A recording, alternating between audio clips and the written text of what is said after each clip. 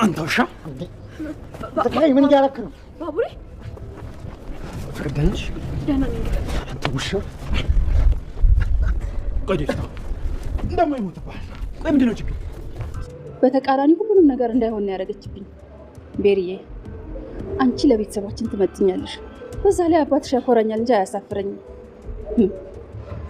እቺ ምንም ማታወቅ ለምንም ተሆነሽ ልጅ ሰጥቼ ልጄን በኋላ የማን ያለፍል ነው?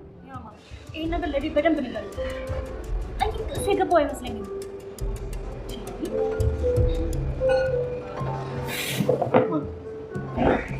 አሁን ነው የምትመጣው? በጣም ይቅርታ ማሚ፣ ቆዩ አይደል? ቤሪን አደራ ብዬሃለሁ አላልኩህም? እሱማ ብለሽኛል። ታዲያ ጥላት የት ነው የምትጠፋው? ቤሪን ተንከባከባት ብዬሃለሁ።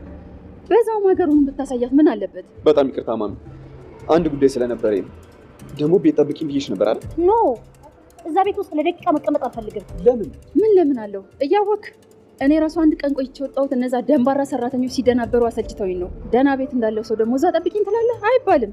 እቺን የመሰለች ልጅ እስቲ ተመልከታት። ምን ታድርግ እዛ ቤት ውስጥ? ኦ ማሚ ቴንኪዩ በጣም እሺ። ይቅር በላውን በድጋሚ እንዳታስከፋት ዴቭ። ማሚ አንዴ ብቻሽን ላውራሽ። ምንድን ነው እሱ? ማሚ ዴቪ። አቤት ቤሪ። በፊት ግን ታስታውሳለህ? አላስታውስም። ምንም የማስታውሰው ነገር የለም። ቆይ ስለ በፊቱ ልታስታውሽኝ የሞከርሽ ነው? ቤሪ ስሚ በደንብ የበፊቱ በፊት ቀርቷል። እሺ ላንተ ነው።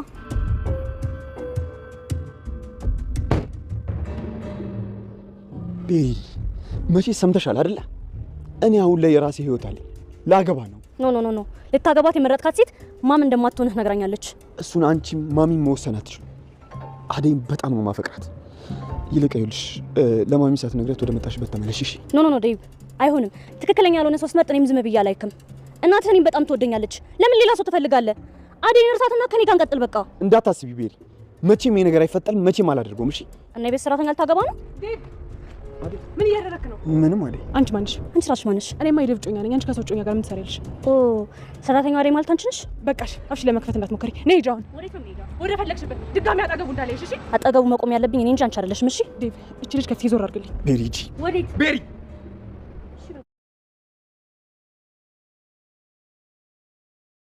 አደይና ዴቭ በድጋሚ ተጣሉ። የዴቭ እናት አንተ አደይን አግብተህ ከማይህ እኔ ሞቴን እመርጣለሁ፣ እኔ በሀያት እስካለሁ ድረስ አደይም በጭራሽ ልታገባት አትችልም ብላ በድጋሚ አስጠንቅቀዋለች። ቤሪም እንግዲህ ዴቭን የልጅነት ፍቅረኛ ይኮነ አሁን ምንድነው የቀየረ? ስለዚህ አሁንም ቢሆን እኔ እንጂ ላንተ የምመጥንህ አደይ አይደለችም ብላለች። አደይም ለአንዴና ለመጨረሻ ጊዜ አናግሪው ተብላ ዴቭን እንግዲህ የፍቅር እናትም ስለ እሷና ስለ ዴቭ ያለውን ግንኙነት ለማጣራት ወደ ቤት ቀጥራት ነበር። እቤት ልትሄድ መንገድ በጀመረችበት ጊዜ ግን ዴቭን ከቤሪ ጋር አግኝተዋለች። ዴቭን ከዚች ሴት ጋር ምን ታረጋለህ ብላ ቤሪንም ሁለተኛ ካጠገቡ ቆመሽ ላይሽ አልፈልግም፣ እሱ ማለት እኮ ጮኛዬ ነሽ፣ ምን ታረጊያለሽ ብላት ነበር። አደይ ግን ደግሞ ቤሪ አንቺ ሰራተኛ እንጂ ሚስቱ አይደለሽም፣ ሰራተኛዋ አደይ ማለት አንቺ አይደለሽ፣ ስለዚህ አንቺ ለዴቭ ከጎኑ መቆማችሁ ማትመጥኝውም ብላታለች። በዚህም የተነሳ አደይ ተናዳ ከቤሪ ጋር ተደባድበዋል። ዴቭም አደይን ለማስረዳት ቢሞክርም አደይም በአይኔ ካየሁት የተሻለ ምን ልታስረዳኝ ፈልገህ ነው? በእስከሚበቃኝ ድረስ አይቻለሁ ብላ ጥላው ሄዳለች። የባቡሬ እናትና የፍቅር እናትም ሽምግልናም ቢሆን ገብተን እነዚህ ልጆች እንዲህ እየተዋደዱ መለያየት የለባቸውም እና የዴቭን እናት ማናገር አለብን እያለች ነው። የዴቭ እናት ግን እኔ ልጄን ተንከባክባ ታሳድግልኛለች ብዬ ብሰጣት ጭራሽ ልጄን አበላሸችብኝ ብላ በዴቭና በፍቅር እናትም ተቀይማባታለች። ገጀራው ለስንት ጊዜ እንግዲህ ከፖሊስ ድብብቆሽ እየተጫወተ ቢኖርም በስተመጨረሻም ግን እጅ ተፍንጅ ተይዟል። ዳኒም ያሰበው እቅዱ ሳይሳካለት ቀርቷል። ዳኒ ፍቅርን ይዞ ገንዘብ ሊቀበል በማሰቡ እንግዲህ ባቡሬና ዴቭ ተከታትለው ገንዘቡንም ከማስገባታቸው በፊት እጅ ከፍንጅ ይዘውታል። ፍቅር ያሰበችው ነገር ሳይሳካ ቀርቷል ማለት ነው። ዴቭም ለእናቱ ማን እንዴት ተናገረ አውቋል። ዴቭ ፍቅር እንደነገረቻት ለእናቱ ሲያቅ እንግዲህ ፍቅርን ተቆጥቷታል ማለት ነው። ፍቅር ግን እሱ ቢቆጣም በሰርጉ መፋረስ ግን እጅግ በጣም ደስተኛ ሆናለች። ሰላም ውድና የተወደዳችሁ ውድ ቤተሰቦች እንደምን አላችሁ? በያላችሁበት የዓለም ዳርቻ ሰላማችሁ በዘት ተተረፍ ይበል እያልን በአዲስ መተናል። በቅንነት ላይክ፣ ሼር፣ ሰብስክራይብ እያረጋችሁ ቤተሰብ አድርጉን። በባለፈው ክፍል እንደተመለከትነው አደይ ተከታታይ ድራማ እንግዲህ ዴቭና ባቡሬ ስለ ፍቅር እያወሩ ቆመው ሳለ ድንገት ፖሊስ ባጠገባቸው አልፎ ነበር። እናም በዚህን ጊዜ እንግዲህ ፖሊሱ በዚህ ገጀራው አለፈ ወይ ብሎ የጠየቀ ቢሆንም ባቡሬ ግን ብዙ ወዳጅነት ስለነበራቸው ብዙ በመልካም ነገር ባይሆንም በመጥፎ ነገር ቢሆንም ከጎኑ ስለነበረ ያለ ወንጀሉ ወንጀለኛ ተብሎ በታሰረበት ጊዜ ከጎኑ የቆመው እሱ ስለነበር በጣም ብዙ መጥፎ ጊዜያትን አብረው ስላለፉ አሳልፎ ለፖሊስ ሊሰጠው ግን አልቻለም ነበር። ዴቭ በዚህ አልፏል ባለ ጊዜ ባቡሬ ግን አረ ማንም ያለፈ የለም ነበር ያለው። ዴቭ እንዴት እንደዚህ ታረጋለህ? መቀጣት አለበት እኮ አሁን በዚህ ሄድ አይደለም ምንድነው አሳልፈህ የማሰጠው ባለው ጊዜ ሰው ባልነበረኝ ጊዜ ያለ ወንጀለኛ በሆንኩ ጊዜ እሱ ከጎኔ ነበር የነበረው። ስለዚህ አሁን ላይ ብዙ መጥፎ ስራዎችን ቢሰራም በዛ ላይ ደግሞ ከነዚህ ስራዎች እንዲወጣ ብጋብዘው እሺ ባይለኝም ግን ደግሞ እኔ አሳልፌ ለፖሊስ ልሰጠው አልችልም። ምክንያቱም ደግሞ እየተመለከትከው ነው አደራህን እያለኝ ነው እንዳትተወኝ ብቸኛ ነኝ እያለኝ ነው ብሏል። እና ዴቭም እንደዚህ አይነት ሰዎችን በጊዜ እጃቸውን እስካላገኙ ድረስ በኋላም ቢሆን ካንተ ላይ ሊወርዱ አይችሉም፣ ሌላ መጥፎ ስራ ሊሰሩ ይችላሉ እያለው ነበር። ቢሆንም ግን በዚህ ጉዳይ ላይ አሳልፎ ሊሰጥና ሊተባበር እንደማይችል ባቡሬ ተናግሯል። ግን ደግሞ ፖሊሱ ያመለጠ ቢመስለውም ዞሮ ግን ይዞታል። ሁላቸውንም እጅ ወደ ላይ ባለ ጊዜ ፖሊሱ መርማሪ ፖሊሱ ዴቭም ባቡሬም ሁላቸውም እጃቸውን አንስተው ነበር። ግን ደግሞ ገጀራውም እዛው ነበር። በጣም ተደናግጧል። ባቡሬም ነግሬህ ነበር ተው ብዬህ ነበር ብሎታል ዞር ብሎ። ገጀራውም እንግዲህ ተይዞ እስር ቤት ገብቷል ማለት ነው። እናም እንግዲህ በሌላ በኩል ዳኒ የፍቅር ወንድም እህቴ ከእስር ቤት ትወጣለች፣ ገንዘብ ያስፈልጋታል፣ በዛ ላይ ደግሞ ገጀራውን አስይዘነዋል እያለ ለፍቅር ነግሯታል። ገጀራው እሷ በሰራችው ወንጀል እንዲተባበራቸው ጠይቀውት የተባበራቸው ቢሆንም ግን ደግሞ ሙሉ ወንጀሉን የእሱ አድርገው በእሷ አላከው ቤዛ ነፃ ሆና እንድትወጣ የተቻለውን ሁሉ እያደረገ ነው የቤዛ ወንድም። ግን ደግሞ ገጀራው እኔ ለእኔ መታሰር አዲስ አይደለም፣ ምንም የሰራሁት ወንጀልም የለም ብሎ እየተከራከረ ነው። ፖሊሱንም በግድ ልታሳምነኝ አችልም፣ እኔ መቼም ፈርቻ አላቅም፣ ወደፊትም አልፈራም፣ መታሰርም ለእኔ አዲስ አይደለም፣ የምትለውን ነገር እኔ ያላደረኩትም እያለ ነው። ግን ደግሞ መርማሪ ፖሊሱም እውነቱን እስካለተናገርክ ድረስ በጭራሽ ምርመራዬን አላቆምም ብሏል። እሱም ደግሞ እኔ በጭራሽ ልፈራ ስለማልችል ልታስፈራራኝም እንዳትሞክር ብሎታል። ፍቅርና ዳኒ እንግዲህ ዴቭ ፍቅርን ካየው ብቻ ነው ገንዘቡን ገቢ ማረገው ብሎ ስለነበረ ዴቭም ዳኒም ፊቱን ሸፍኖ እንግዲህ ገንዘቡን እንዲያስገባ ፍቅርን ይዟት ወጥቷል። ግን ደግሞ ዳኒ ፍቅርን ስለሚያፈቅራት በጭራሽ አጋችና ታጋች አይመስሉም ነበር። እሷም እንዴ አጋች እኮ አትመስልም እጅን ያዘኝ እንጂ እያለችው ነበር። በዚህን ጊዜ ድንገት አበበ ሲደርስ አበበ እንዴ ዳኒ ምን እያረክ ነው? ልጅቷ ምን እያረካት ነው? ያለ ፍላጎቷ ሴት ልጅ አስገድዶ መያዝ ምን ማለት ነው እያለው ነበር። ግን ደግሞ ፍቅር አንተስ ብትሆን እንዴት አምናለሁ? አንተንም ላምንህ አልችልም። ስለዚህ አንተ ማነህ? ምንድነህ? እያለች ማስመሰሏን ቀጥላለች። አበበም ሴት ልጅ በጉልበት እኮ አይሆንም፣ ምን እያረክ ነው? ምን ፈልገህ ነው ቢለውም አንተን አይመለከትህም፣ ይሄ እኔና የሷ ጉዳይ ነው ብሎ አመናጭቆታል። አበበም ፍቅር ተጨምራ ስታመናጭቀው እንደዛ ነው እንደነገሩ ብሎ ጥሎ ተነስቶ ሄዷል። የፍቅር እናት በጣም ተጨናንቃለች። ልጄ ምን እየሆነች ይሆን? ምን እየተፈጠረ ነው ያለችው? ልጄ የት ናት የሚለው ነገር እያሳሰባት ነው። እናም እየተጠበቀ ያለው የዴብ ስልክ ነው። ዴብ ደወለ አልደወለ እያለች በጭንቀት እየተጠባበቀች ነው። ቤሪ እንግዲህ ዴብን ላገባ ነው የመጣሁት። ዴብ ደግሞ የልጅነት ፍቅረኛዬ ነው። ከልጅነት ጀምሮ አብሮኝ የነበረ ነው። በዛ ላይ ደግሞ የዴብ እናትና የኔ አባት እጅግ በጣም የሚዋደዱና የሚግባቡ ሰዎች ናቸው። ስለዚህ ወደ ዘንድ መጣ ያረገችኝም የዴብ እናት ናት ብላለች። ስለዚህ ዴብ ስመኘው የነበረው ህልሜ ነው፣ በወደፊት ባሌ እጮኛዬ ነው፣ እሱን ላገባ ነው የመጣሁ ስትል እንዴት እንደዛ ይሆናል እያለች ነው የፍቅር እናት። እንዴት ነው እንደዛ የማይሆነው ባለች ጊዜም አንቺ መጀመሪያ ስርዓት የሚባል ነገር የለሽም፣ ስርዓት ሊኖርሽ ይገባል። ከዛ በኋላ ደግሞ ዴብ የራሱ ህይወት ያለ ነው፣ እንዴት እንደዚህ ታረጊያለሽ ብላት ነበር። ግን ደግሞ ቤሪም እውነት እንዳላት እሷን ያመጣቻት የዴብ እናት እንደሆነች ዴብ ደግሞ እሷ የእሷ እንጂ የሌላ እንደማይሆን ተናግራለች። የቤሪ ስርዓት ለዴብ እናት ለፍቅር እናት በጭራሽ ያልተመቻትም። ምን አይነት ጋጠ ወጥነት ነው? እንደዚህ አይነት ስርዓት የሚባል ነገር የለሽም እንዴ? እያለች ነው።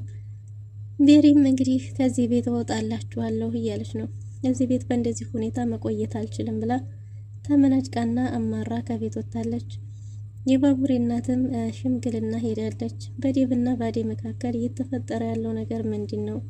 እኛ ገብተን ይህን ነገር መፍታት ይኖርብናል። እነዚህ ልጆች እየተዋደዱ በእናታቸው ምክንያት መለየት የለባቸውም። አደይ ደህና አይደለችም፣ በጣም ተሰብራለች ባለቻት ጊዜ የፍቅር እናትም ዴብን በከባዱ እንደተሰበረና የእናቱ ጉዳይ እንደሆነ እናቱ ታማሚ ስለሆነች ብቻ እሷ የምትለውን ማድረግ ስላለበት እንጂ ሌላ ምንም ነገር እንደሌለ ተናግራለች።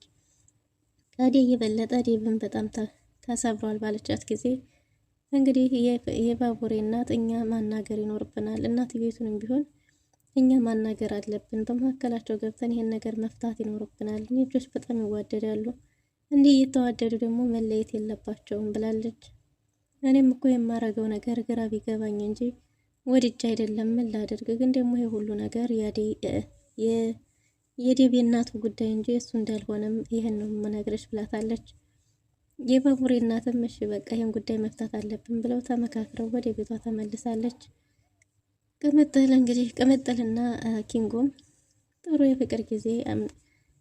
የፍቅር ጊዜ እያሳለፉ ነው። እና ግን ቅምጥል እንደተለመደው ከአጠገቤ ከጎኔ ብቻ ወደ የትም አትንቀሳቀስ የሚለው ነገር ለኪንጎ ሰላም ነስቶታል። ምክንያቱም ወንድ ልጅ ነኝ እንደፈለኩ መንቀሳቀስ አለብኝ የሚለው ነገር ግን ደግሞ ለቅምጥል ሌላ ሴት ጋር ሊሄድ ስለሚመስላት ቅናቷ አላፊ ስለሆነ እባክሽ እማዬ ምከሪልኝ እያለ ነው። ቅምጥልም ኪንጎን ምከሪልኝ እያለች ነው። ደግሞ የባቡሬ እናት ቅምጥልን እንደውም አንቺ እኮ የወንዶቹን ወንድ ምርጡን ነው መርጦ የሰጠሽ፣ በአንቺ ባህሪ ከአንቺ ጋር ማን ይሆን ነበር? እሱ የቻለሽም ማንም አይችልሽም እኮ እያለች የበለጠ እናዳታለች። እና ኪንጎም እንግዲህ ከእሷ ውጪ ወደ ውጪ እንዳለና የመጀመሪያውም የመጨረሻው ሚስቱ የምትሆነው የሚመኛት ሴት እሷ እንደሆነች ተናግሮ ብቻ ግን አሁን ወደ ዳይመንድ ሊሄድ ብሎ ከቤት ተነስቶ ወጥቷል። አደይም የፍቅር እናት ጠርታት ወደ ቤት እሷን ለማናገር እየሄደች ነው። ዶክተሩም እንግዲህ እጅግ በጣም ሲበዛ እየተጨነቀ ነው። ስለ አደይ ምን ማድረግ ይኖርብኛል የሚለው ነገር። በዛ ላይ ዳይመንድም የሰማው ነገር እንግዲህ ዳይመንድ ስለ ዶክተሩ ፍቅር እንደያዘው ያቅ ስለነበረ እሱም ደግሞ የጠረጠረው አደይን ስለሆነ ስለዚህ በጣም ማወቅ ፈልጓል። ለማወቅም በጣም ጓጉቷልና በተደጋጋሚ ዶክተሩን እያናገረው ነው። ዶክተሩም ብትረሳው ይሻላል ብሏል። ሩታ ሳታስበው በጣም ክፉ ሰው እየሆነች ነው። ይህም የሆነው ምንድን ነው? ዶክተሩን ታፈቅረዋለች፣ ግን ደግሞ በግልጽ ወይ ለእሷ ትነግረው፣ ዶክተሩንም ግራ ታጋባለች። አሁን ደግሞ ሂዳ አደይን ያልተጠበቀ ነገር ተናግራታለች። ከዶክተሩ ጋር ምን አለሽ? ምን ትሰሪያለሽ? እንዴት ዴቭ አንቺን እንደዛ እየወደደሽ አንቺ ከዶክተሩ ጋር ትታያለሽ? ከዶክተሩ ጋር መሆንሽ እኮ ዴቭን የበለጠ ይሰብረዋል። እንዴት እንደዛ አሰብሽ? ብላ አደይን ተናግራታለች። አደይም በዚህ ሰዓት አንቺ በእኔ ቦታ እስካልሆንሽ ድረስ ሊገባሽ አይችልም። እኔ ከማንም ጋር ልሆን ከማንም የማደርገውን ነገር አውቃለሁ። እሱ ትናንት ተጣልተን አይደል እንዴ ከሌላ ሴት ጋር ያለው? በዛ ላይ ደግሞ ከጎኔ እናቱ እንደዛ ስታቅመናጭቀኝ እንኳን ሊቆምልኝ አልቻለው ብላ ብዙ እላፊ ቃላቶችን ተናግራለች። ሩታ አደይን አስከፍታታለች። ግን ደግሞ ለሊ ሩታን ለብቻዋ ስታናግራት በዚህ ሁኔታ ላይ ሆና እንዴት ነው አደይን እንደዚህ የምትናገሪያት? አደይ ማድረግ ያለባትን ሁሉ ታውቃለች። በዛ ላይ ጥፋቱ የዴቭ እንጂ አደይ አይደለም። አደይ ብዙ ከባድ ጊዜን እያሳለፈች ነው። ራሷን ደህና ለማድረግ እየሞከረች ነው። እንዴት እንደዚህ ትናገሪያታለች? ችግር አለ ከዶክተሩ ጋር ምንድን ነው ችግርሽ? ብላት ነበር። ሩታ ከዶክተሩ ጋር ምንም አይነት ችግር እንደሌለባት ግን ደግሞ እሷን ከሱ ጋር ካያት ዴቭ የበለጠ እንደሚናደር ተናግራለች። የእሷ ጉዳይ አይደለም። ዴቭም ቢሆን ራሱ እንጂ አደይን እንደዚህ ያረጋት የአደይ ጥፋት ምንም የለበትም። ስለዚህ ከዚህ በኋላ የምትናገሪውን ነገር ተጠንቀቂ። ጥሩ የማትናገሪ ከሆነ ወደ ቤቴ እንዳትመጪ፣ አደይን እንድትሰብሪያት አልፈልግም፣ ያላት ስብራት ይበቃታል ብላለች። ሩታን በጣም ተደናግጣለች። እንዴት ሳላስበው አስቀየምኳት እንዴ የሚለው ነገር ሩታን ራሷን አስደንግጧታል። እናም እንግዲህ አደይ የፍቅር እናት ለማናገር ወደ ቤት ለመሄድ ተነስታለች። ዶክተሩንም ስለ ፍቅረኛው እየጠየቀው ነበር። ፍቅረኛው ነገር የሚሳካ እንዳልሆነና ብትረሳው ይሻላል ብሎት ነበር ዴቭን። ማን ነው ዳይመንድን። ዳይመንድ በጭራሽ ልረሳው አልችልም እያለ ነው። ዳይመንድ ትንሽ ሀብታም ሆኖ እንግዲህ ሂሳብ መስራቱን አላውን አዙሮታል። ድህነቴ ምን አለኝ? ለካ ድህነት እረፍት ነው እንዴ? ሀብታም መሆን እንቅልፍ ይነሳል እንዴ? እስከ ዛሬ የምተኛውን እንቅልፌን እኮ አጣሁት፣ የሰላም እንቅልፌን። ድህነቴ በምንጣሙ ብሎ ዶክተሩን ሊያናግር ሄዷል። ዶክተሩን ታምም ያለው ለዚህ መድኃኒት መፍትሄ ካልሰጠኝ ብሎታል። ዶክተሩም መፍትሄው ምን እንደሆነ ነግሮታል። እሱም እንደው ቢቀርብኝስ ድህነቴ ምን አለኝ እያለ ነው። ዶክተሩን ከድብርት ዘና እያደረገው ነው። ዳይመንድ ለዶክተሩ ጥሩ ጓደኛ ሆኖለታል። በዛ ላይ እሱን ስለ ፍቅረኛው ሊረዳው እየሞከረ ነው። ግን ደግሞ ዶክተሩም ስለ ፍቅረኛው እውነታውን አውጥቶ መናገር እጅግ በጣም ከብዶታል። ግን ደግሞ በመሃሉም የአደይ ስም ሳይጠራ አይቀርምና አደይም እኮ እንዳንተ ሰሞኑን ጥሩ ስሜት ውስጥ አይደለችም፣ እንዳንተ ጭንቀት ውስጥ ነበር ያለችው እያለው ነው። ዳይመንድ በዴብ ስለተናደደበት በዚህን ጊዜ ዶክተሩ ሀሳቡን ግልጽ ቢያደርግለት ዶክተሩን ለመርዳት እየታገለ ነው። ግን ደግሞ ዶክተሩ አደይን ማፍቀሩን ማንም ሰው እንዲያውቅበት አልፈለገም። እና እባክህ እርሳው፣ አንተ እንደ አንድ ጓደኛዬን፣ አንድ ጓደኛ አለኝ፣ እሱም እንዳንተ የሆነ ነገርን ከያዘ በጭራሽ አይፋታም እያለው ነበር። እና እባክህ ተወኝስ እያለው ነው። ዳይመንድም ሊያግዘው ፈልጎ እንደሆነ እንጂ ሌላ ምንም ፈልጎ እንዳልሆነ ተናግሯል። ግን ደግሞ መርሳት አልችልም፣ አንተ እኮ ጥሩ ስሜት ላይ አይደለህም እያለው ነው። በሌላ በኩል እንግዲህ ዶክተሩ ሄጄ ሁኔታዋን ብጠይቃትስ፣ ስልክ ልደውል ብሄድ ምን ያስጠላል፣ ልጠይቃት ነው የምሄደው፣ ሌላ ምን አረጋለሁ እያለ መላ እየመታ ሳለ ድንገት እንግዲህ ለመሄድ ወስኖ ወደነ ለሊ ቤት ሄዷል። ግን ደግሞ ለሊ አካባቢ ሲደርስ ልግባ ልቅር የሚለው ነገር ሀሳብ ሆኖበታል። ግን ደግሞ አደይ ወደ ዴብ እናት ቤት ወደነ ፍቅር እናት ቤት ለመሄድ መንገድ ላይ ገብታ አግኝቷታል። አደይን ሰላም ብሏት ወዴት እየሄድሽ ነው ብሎ ሲጠይቃት የምትሄድበትን ቦታ ስትነግረው ልሸኝሽ ብሏት ተያይዘው እየሄዱ ነበር። እንግዲህ አደይ ሰፈር አካባቢ ስትደርስ ዴብን ከቤሪ ጋር አግኝተዋለች። ዴብና ቤሪ በድጋሚ ተደባድበዋል። ውድና የተወደዳችሁ ለዛሬ የነበረን ቆይታ ይመስል ነበር። በቀጣይ እስከምንገናኝ መልካም ጊዜ